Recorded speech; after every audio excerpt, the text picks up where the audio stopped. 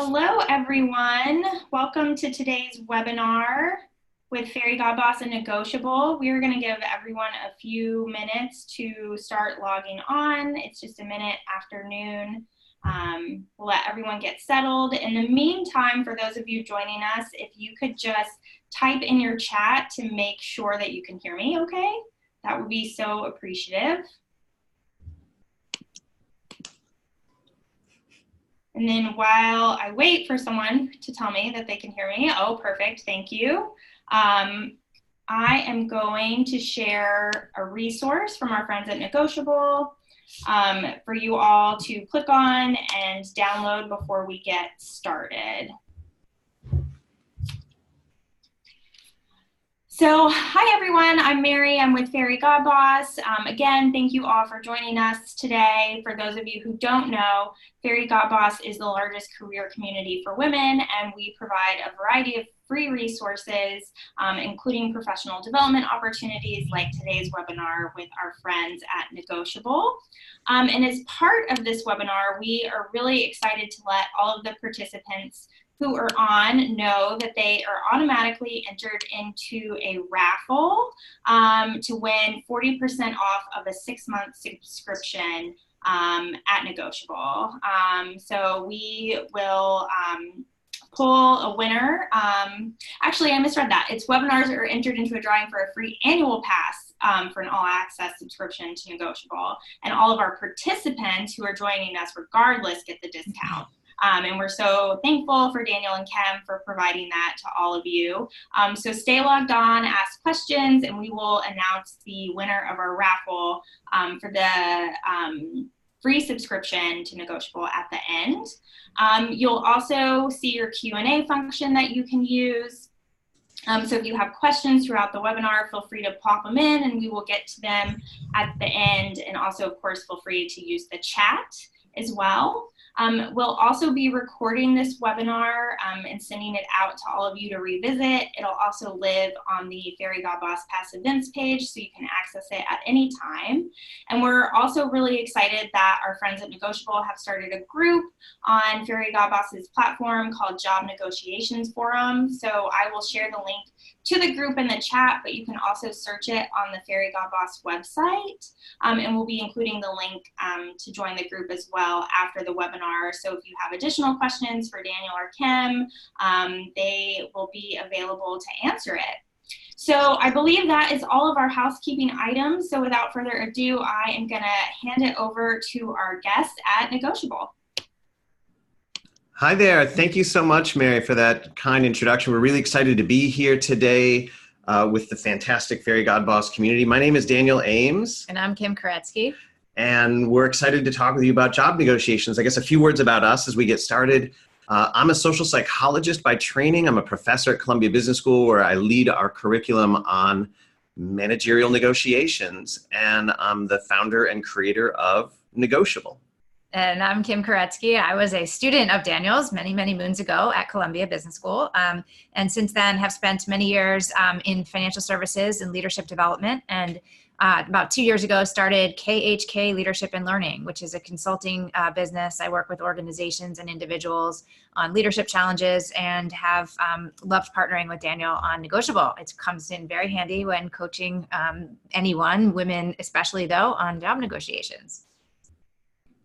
Awesome. So let's get into this. I'm going to share our slide materials here with you so you can follow along as we work our way through this.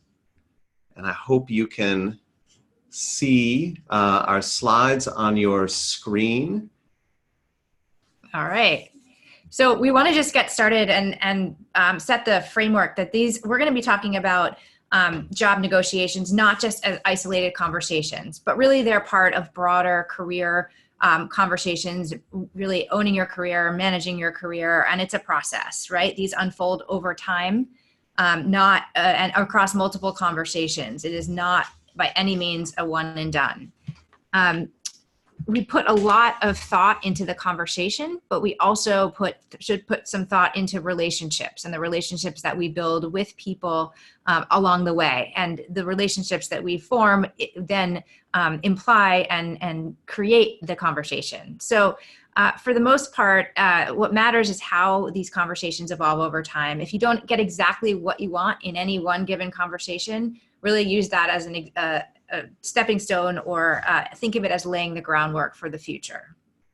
That's great. So that first broader point is that, job negotiations aren't just isolated episodes. They're part of a sequence of interactions, and they're embedded in these relationships. And the other broader point that we just want to say is kind of a starting base for this is that job negotiation skills deserve development, but that's also just part of developing general negotiation skills. That the better you become at general bargaining and problem solving, the better you'll be at job and career negotiations, and vice versa. So this is really kind of an integrated skill set. And for many people, they're motivated because they may have a looming job negotiation on the horizon. So they take advantage of that to work on some of these skills. But I think you'll see that pay off in other domains. And the more you hone your general bargaining skills, when that job negotiation comes up, you'll be able to apply those skills in that context. And I just want to kind of give a note about what Negotiable is and what resources it offers. So it's an online tutorial, a collection of resources that are both about general negotiation, a series of episodes and worksheets and assessments about general negotiation behavior, but also a standalone content of material that's just about job negotiations. And you don't have to go through all the general stuff to get value out of the job negotiation materials. You can just dive in, spend as little as an hour, work your way through some of that material and get real value out of that. I think Mary shared this link before, but I'm just going to note it again. There are a few pieces of our material that we're just making available at the URL that we're showing on the screen right now. We're going to get to those things later on in this webinar, but there are a few worksheets there that are kind of example resources that will end up highlighting some of our discussion. So what Negotiable offers on job negotiations is a workbook with a series of worksheets to help people get ready, a phrase book with a series of suggested language and phrasing that you might use in a job negotiation, and a series of role plays. And all of that revolves around these kind of two short videos that walk through 10 good practices. So these 10 good practices are reviewed in the videos. That's the basis of the workbook. And what we're going to focus on in today's webinar is the first 5 of these good practices. It was hard for us to pick because we love them all, but we figured we'd just start at the beginning and we'll work through our kind of initial pieces of what we see as kind of laying the groundwork for preparing for a job negotiation. And I should say that this addresses both negotiating for a new job as well as negotiating for better terms at a current job. The underlying principles are really very similar for those two situations. But on our website, we offer 2 different versions of the workbook, one for current jobs and one for new jobs, so that you can do some of the preparation for the situation that you're facing. And at the end of the whole webinar, we'll give some further comments about how you can access Negotiable. And Mary already noted that everybody listening in is going to get a discount on access. So let's dive in for the first good practice, which we call defining success. And internally, Negotiable is based on 5 dramas. And we call them dramas not because we're being dramatic, but really they're storylines. And the first one that we feel really sets the stage is the private drama. And this is what's going on in your mind. What does success look like to you? And really thinking about what you want to achieve. What do you want to avoid? And how do you, and for many people, you think about compensation, you think about relationships, you think about other terms, but really a reason that you want to spell out success and be very clear with yourself is you want to avoid being goal-jacked. So goal-jacking is what we think happens occasionally in conflict and negotiation when you start off with a real set of objectives, negotiating a particular set of circumstances for a job, terms for a job, and something happens somewhere along the line. Maybe it's a comment, Maybe it's an ungenerous offer from a counterpart. Maybe somebody rolls their eyes and we get triggered, right? We all have our own vulnerabilities for this. But goaljacking happens when we get triggered in a way that we start to act in a way that departs from what our real interests are. Sometimes that means we rush to end the conversation and get out of the room as quickly as possible. Sometimes that means we stay in the conversation but start pursuing another path, maybe trying to show that we're actually really important, that we're not somebody who could be messed with, maybe trying to win the negotiation. And goaljacking can lead us away from what really matters. And this is one reason why Kim said to start by defining success. When you really know what you want to achieve, you can have that as a mission statement for a negotiation, even writing it out as one sentence. Here's what I'm trying to achieve. Here's what I want to avoid. And have that on hand or in your mind. And that can help you resist getting baited into changing up your game or getting triggered or getting your buttons pushed. So this is one reason we say to start by defining success. Do it in the context of your broader career goals. What is this moment, this conversation going to do, and how's it going to contribute to what your broader career goals are?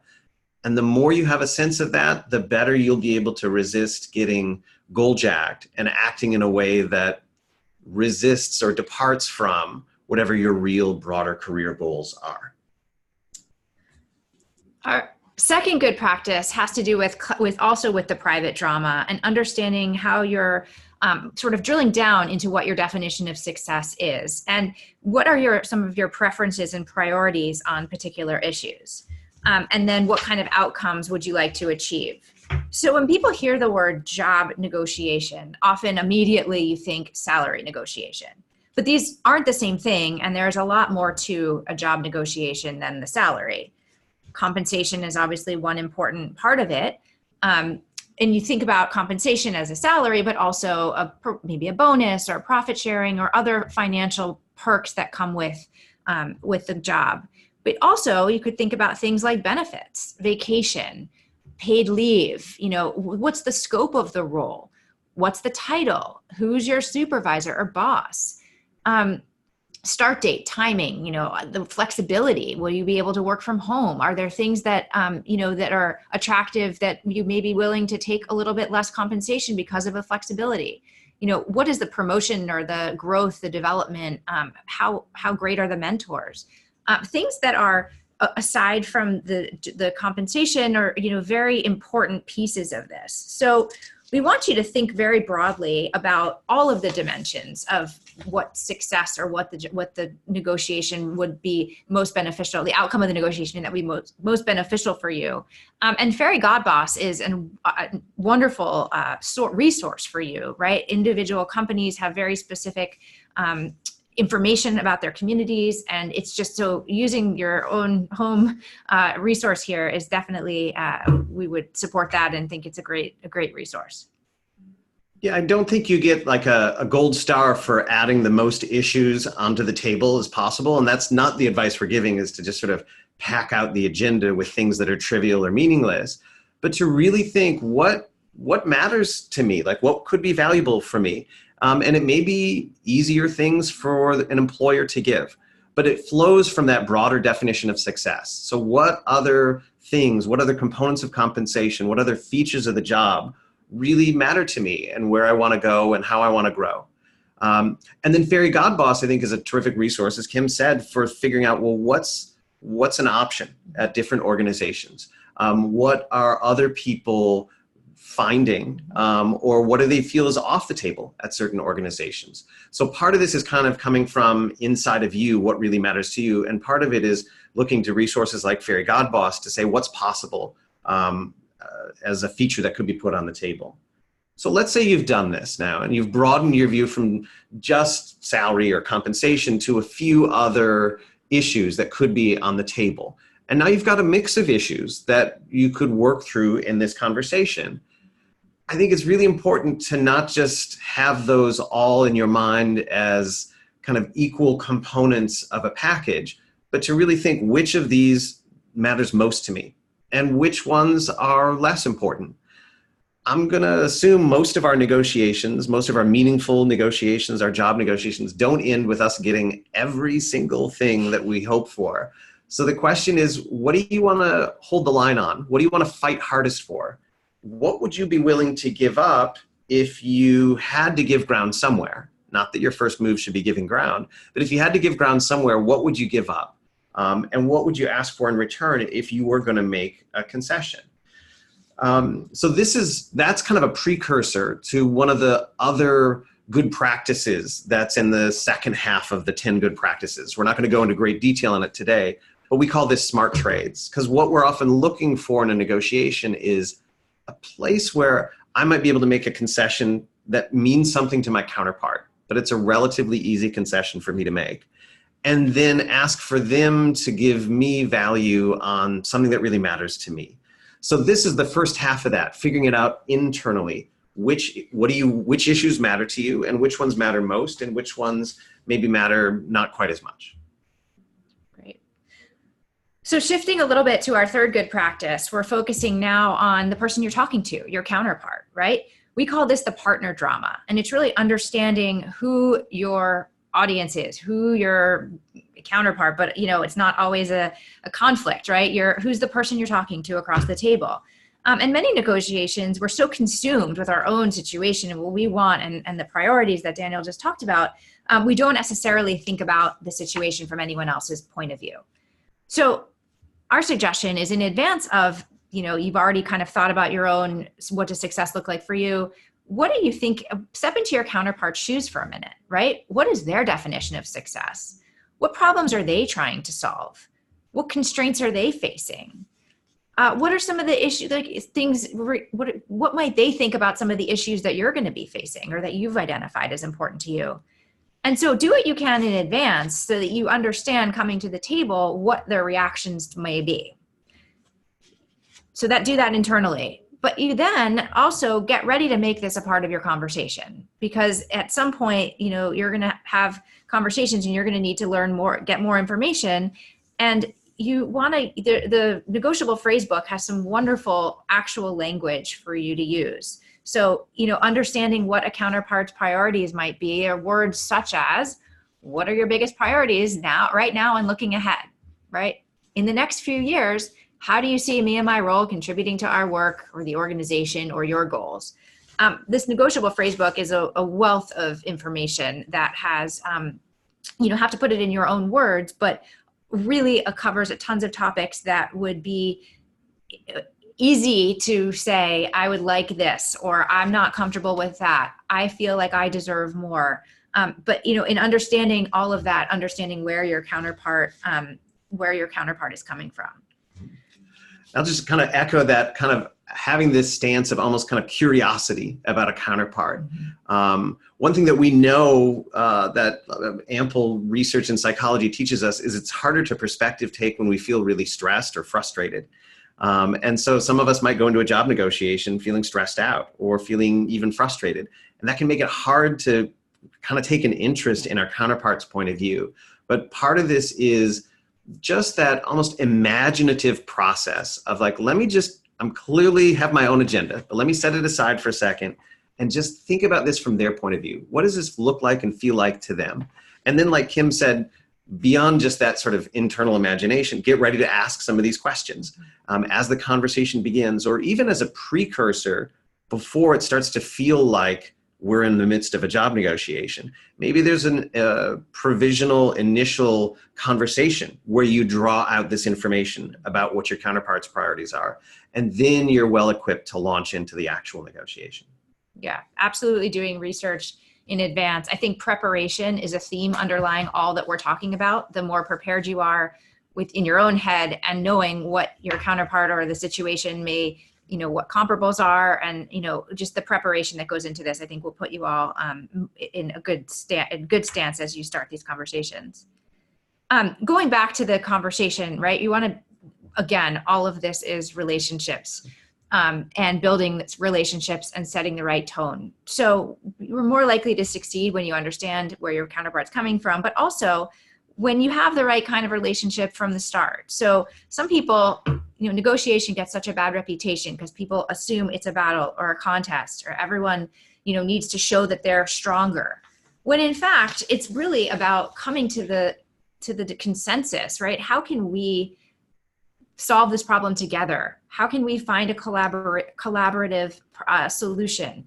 And being, friendly or enthusiastic about something or about wanting to solve it together absolutely does not mean that you're giving up ground. It actually puts you, it makes it more of a collegial conversation, and somebody may be willing to actually find more common ground more quickly if they feel that you're on the same side.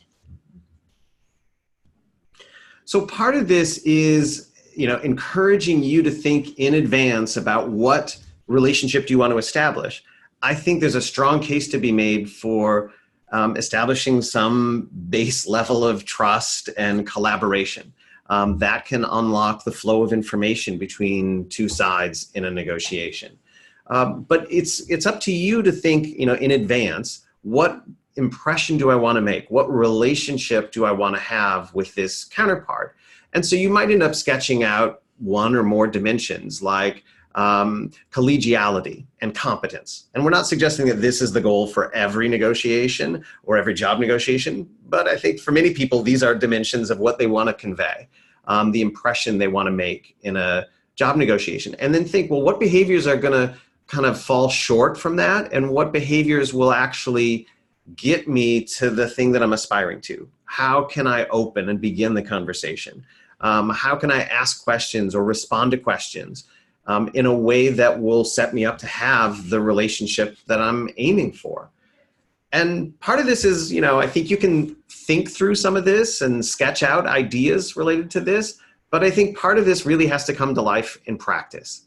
And so this is where I think role playing is really just an essential tool for all kinds of negotiations and preparation, but certainly for job negotiations. So, part of it is just the act, even if you did it with a mirror, just the act of having to find the words and convey the expressions and show the nonverbal behavior. That in and of itself is valuable. But if you can do it with somebody else, somebody that you trust, somebody who can give you candid feedback, that adds a whole other layer, because now you've got someone telling you, all right, here's the impression you're trying to make. This is what's helping. And this is what maybe isn't helping so much. So one document that we're sharing with you on the URL that we put up in the chat before gives you some notes on how you might role play your own situation. So Negotiable has a whole collection of kind of hypothetical job negotiation scenarios that you could sit down with somebody else and role play your way through. And I think that can be really useful, even if the details are pretty different from the situations you face.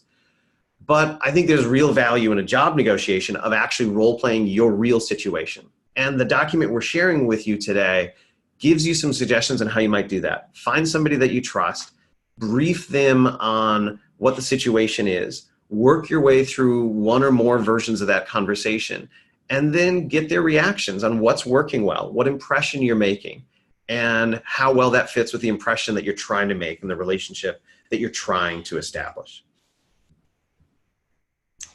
So we've thought about the private drama and the big picture of success, really what's in it, what your goals are for yourself, and about the partner drama, including understanding other people's perspectives, building relationship with them.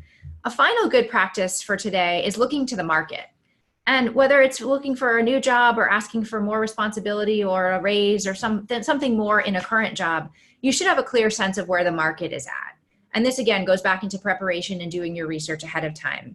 And so we're going to also share with you a worksheet on the URL that talks about this process. It starts with information gathering and what are some of the comparables out there. Similar positions within your organization, similar positions within other organizations. You want to be using your network as best as you can. And Fairygodboss, again, has wonderful resources for helping you do this and really understand the market. And once you have this information, you can analyze it and strategize around it. So, you can think, why do I deserve X amount of money or more? Why would someone say you might deserve less? Like, why would a counterpart have a counter proposal for you? those are worth looking into on your own and understanding how strongly you feel about those situations, but also, getting ready to use it, and how do you use it? So what do you share in the, what kind of data do you share with your counterpart? When do you bring it up? All of these are really important and, very case by case conversations, but what are there things you shouldn't bring up? What information do you want to hold sort of tighter to the vest? That's great. I mean, I think part of this is, getting ready for that give and take, the conversation, how you can make the strongest possible case for yourself.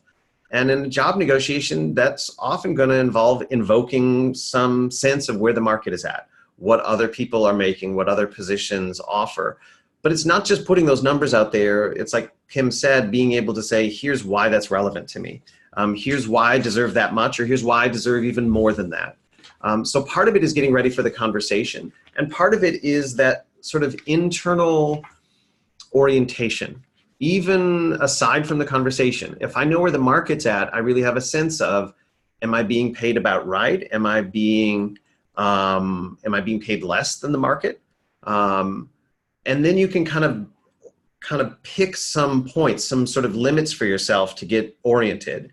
Some of this could be even thinking about what your limit is. So what's the least that you would take for this position before you feel like, there's better options for me out there in the market. So one reason privately, internally, is just thinking about what your limits might be. What's the worst offer you could accept? But it's also worth thinking even just internally about what's your target. What can you reasonably aspire to given where the market is at? What can you justify? What should you be asking for? And you might want to start by asking for even more than what your target is.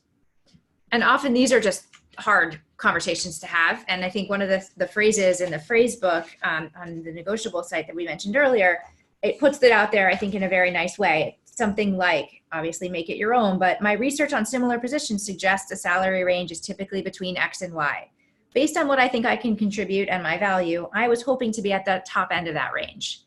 And I think that's just a nice way of putting out there your expectations, your confidence, taking yourself seriously, knowing that you're not going to get pushed around, but in a very sort of nice, polite, professional way.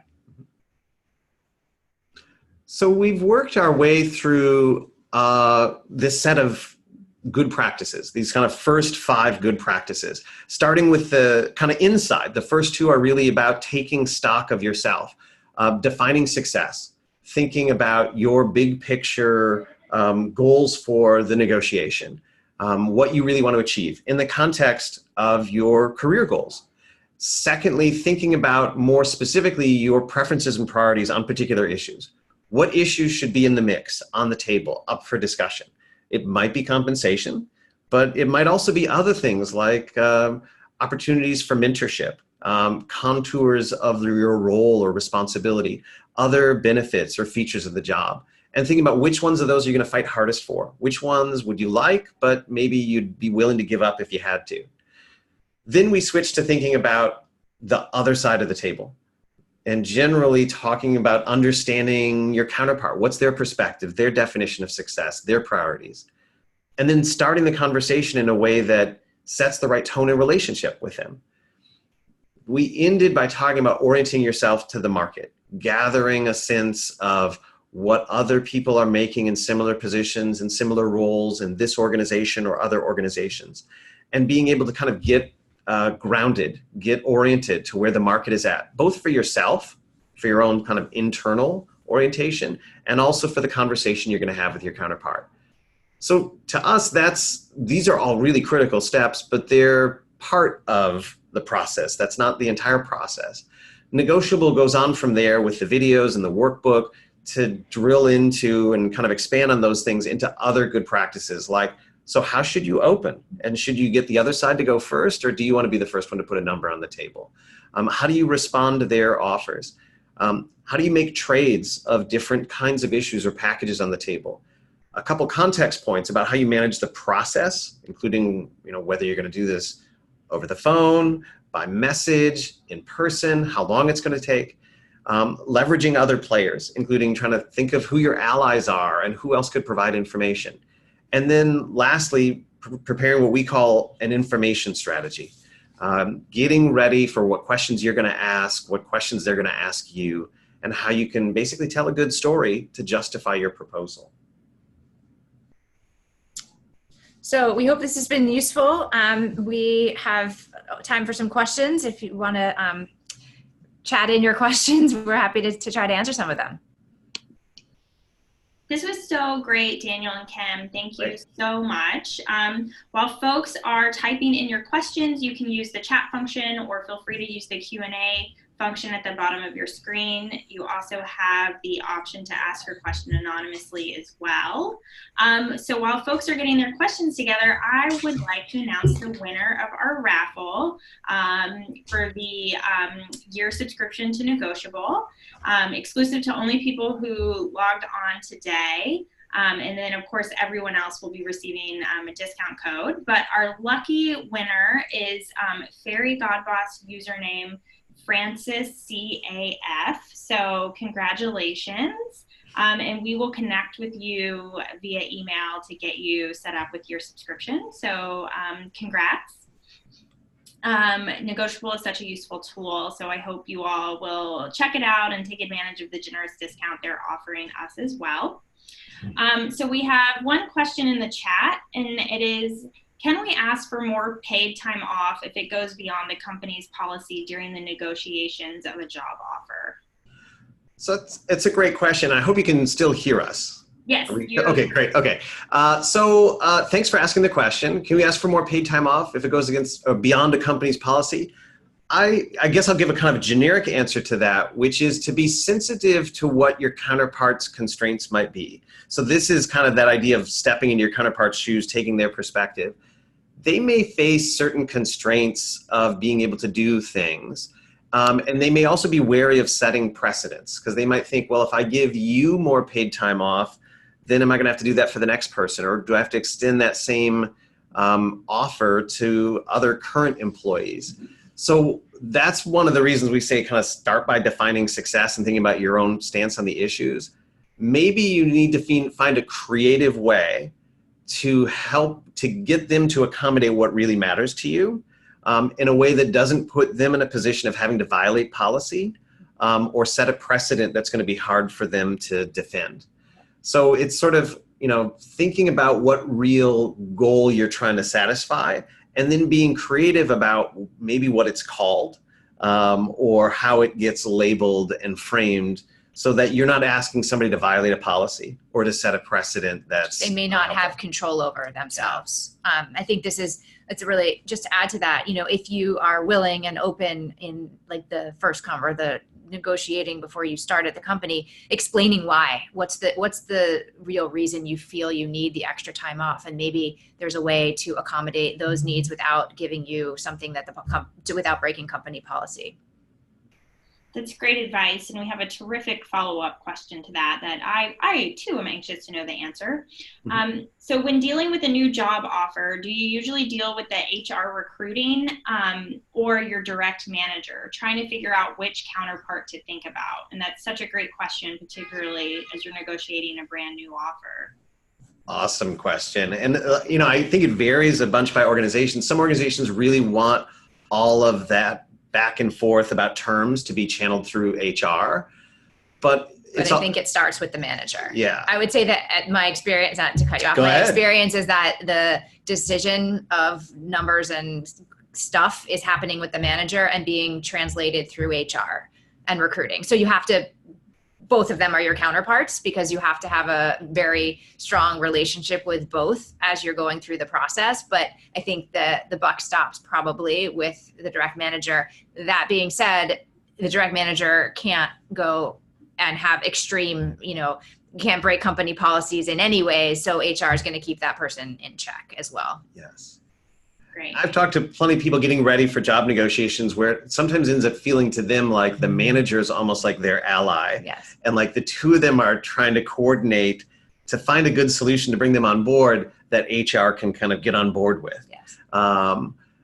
One of the topics we cover in the second half of the materials, it's in the second 5 good practices, is thinking about what we call the party drama, which is mapping out who all the players are. And that we provide some tools in the workbook as well to basically sketch out like, okay, there's HR, there's the manager, there's another colleague I know, and to think, how do all those people relate to each other? Where can you get information about what's possible and maybe where the limits of the policies are? And also who can exert influence on your behalf? So maybe there's somebody who can quietly lobby for your case behind the scenes.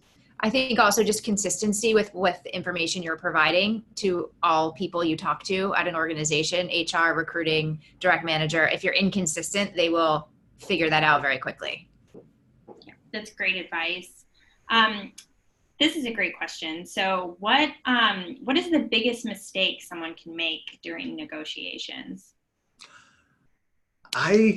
So I guess I could weigh in on a few. It's hard to pick just one. I have so many that I can think of. I mean, one is just to kind of echo what we've been stressing here, which is I think the biggest mistake most people make is before they get into the room, they haven't done the right preparation.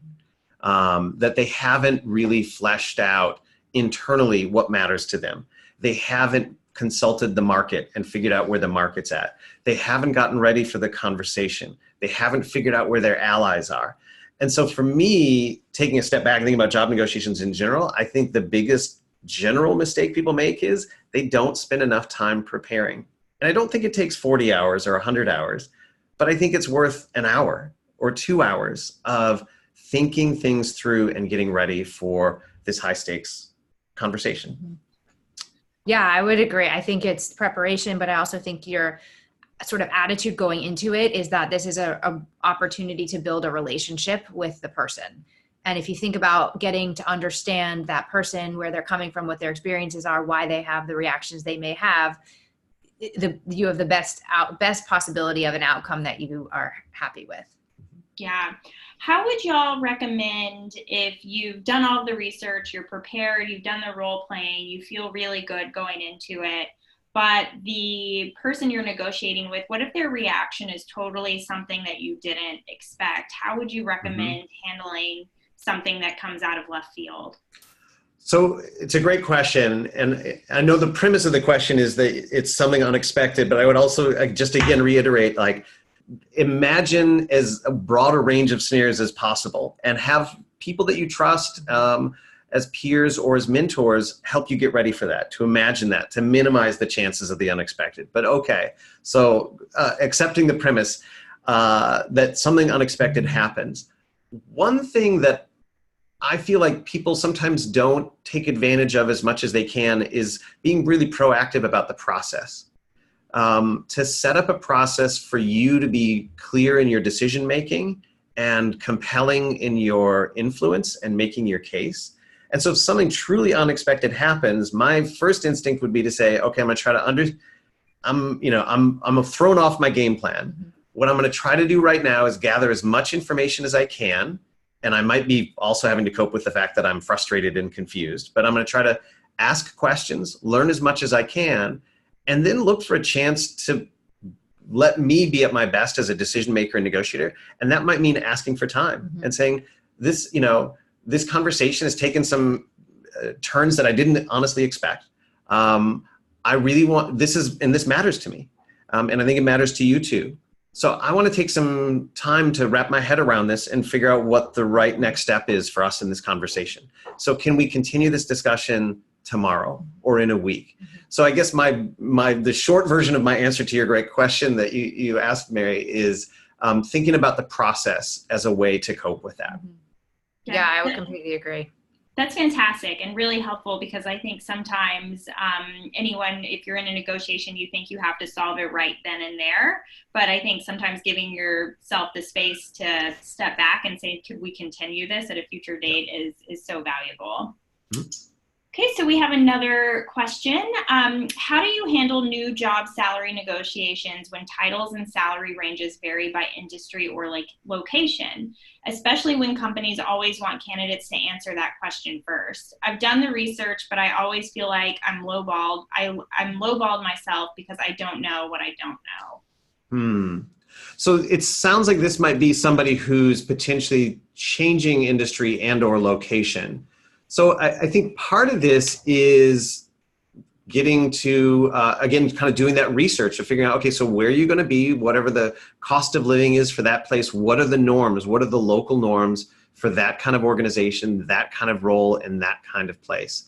And I think there are tools, including Fairygodboss resources, for you to find some of that out. I would also be ready for that question coming at you, and we'd have a kind of a whole little game plan inside the phrase book about how do you deal with the dreaded salary expectations question. So some people will ask, what was your salary in your last job, or what salary are you looking to get in this job? And I don't think there's a universal script that always works in every situation, but part of what we often say is, first, just delay and defer that part of the discussion as long as you can, to gather more information about what is the role. And if you can, get them to signal something about what their band or range of expectations might be.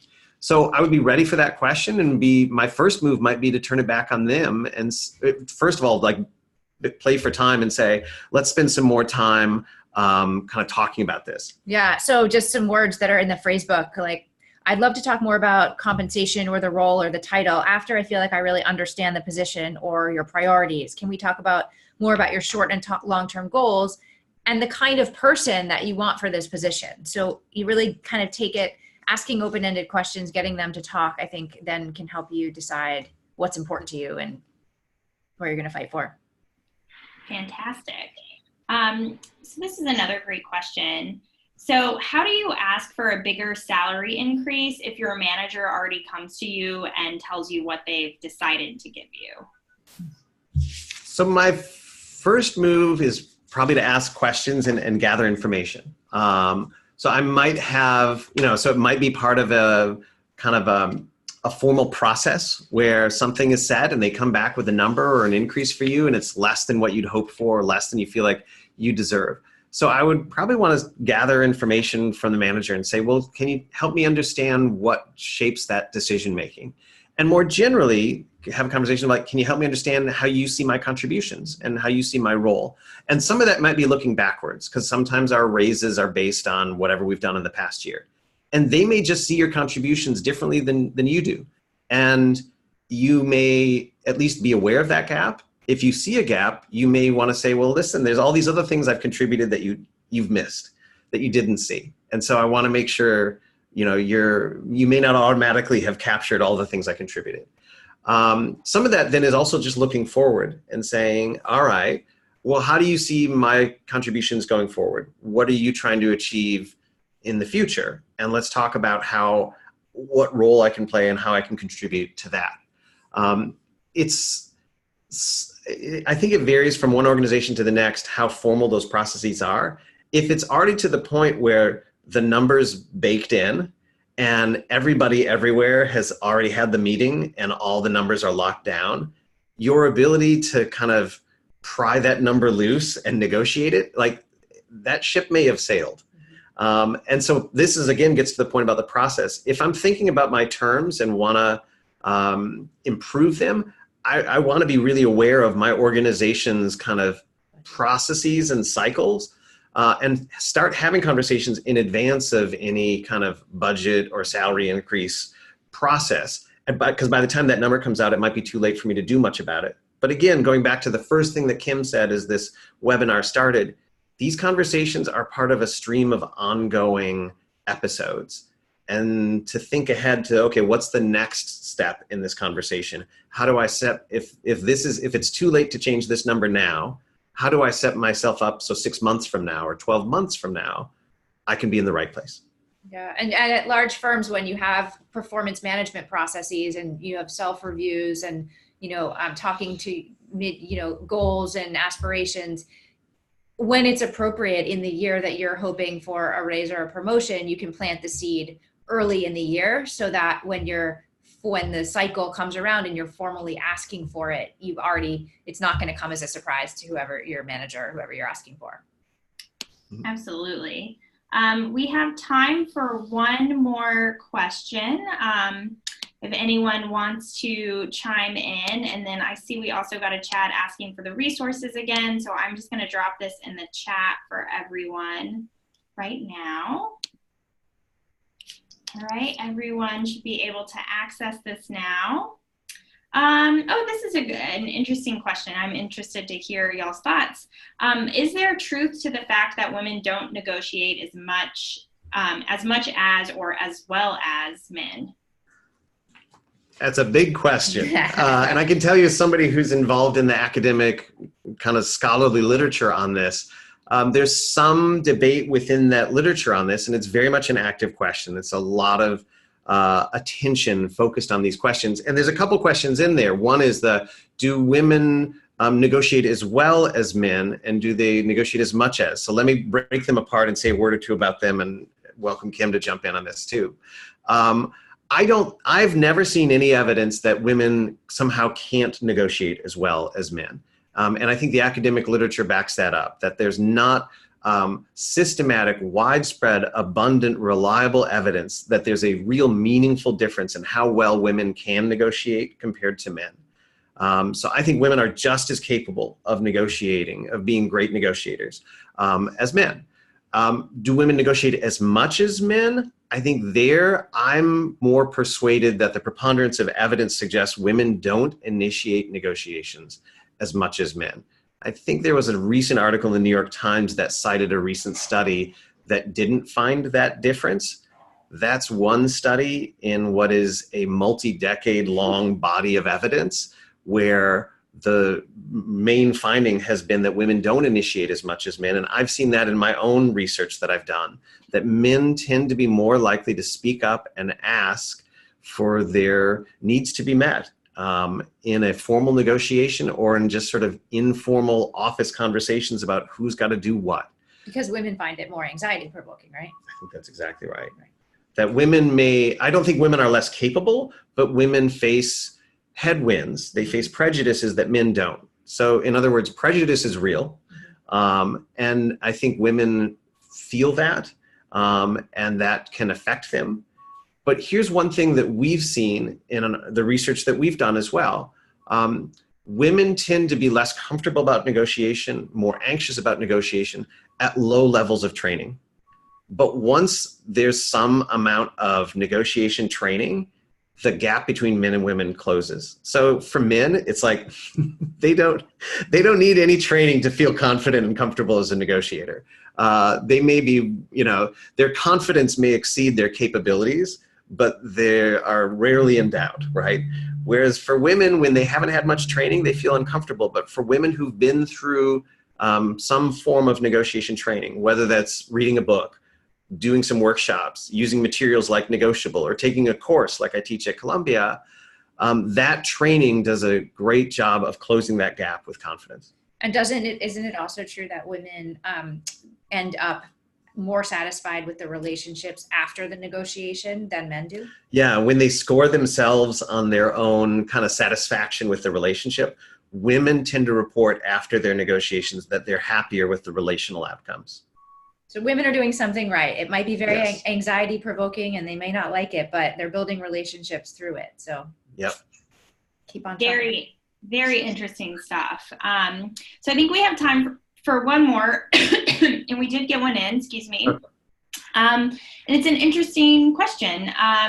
So I think it's a little specific, but I feel like throughout your professional life, several folks, you'll probably people find themselves here.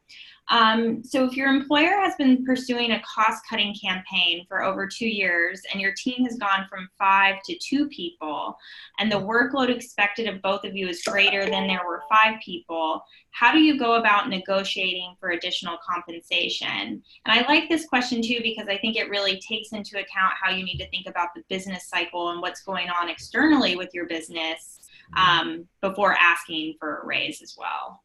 Wow. Yeah, that's a challenging situation to be in. I mean, to me, part of it is that idea of understanding how this looks to the counterpart. Because I can certainly relate to the idea that if 2 of us are doing the work that 5 of us used to, from the point of view of justice and fairness, it certainly feels like, well, we deserve more than whatever we were getting before. So I get that. And so sometimes, fairness isn't necessarily a complete and compelling rationale to give, that it needs to sometimes accommodate the reality and the constraints faced by a counterpart.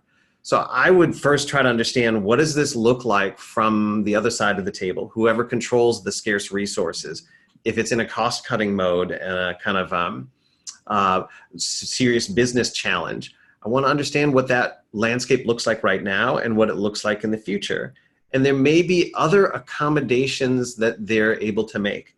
They may literally have no additional money available for immediate compensation, but maybe there's something down the road. Maybe there's equity, or a sabbatical, or some other features that are things that they could put on the table in light of their financial constraints that would still have value to you. Great. Well, thank you so much, Daniel and Kim, for your time today. I hope everyone who joined us found the presentation helpful. I know I certainly did. Negotiation is something you should practice every day, in my opinion. So please, I dropped the link to the Negotiable group job negotiations forum. So if you have additional questions, please join it. And Daniel and Kim and others in our community, I'm sure will be happy to weigh in. Thanks again for all of you joining us today and spending your lunch hour with us. And I hope everyone has a wonderful afternoon. Thanks, everyone. Bye. Thank you. Thank you.